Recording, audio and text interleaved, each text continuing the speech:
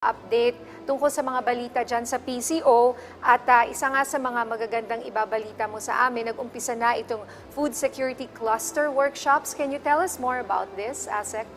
Itong Food Security Cluster Workshop niya, sama-sama yung mga government communicators, pati na rin ilang miyembro ng media.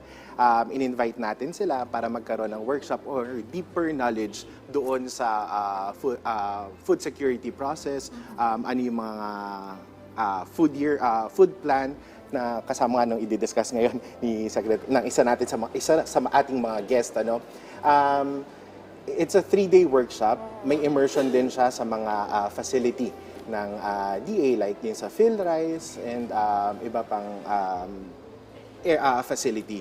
Kasama rin doon yung discussion with DTI, with DA.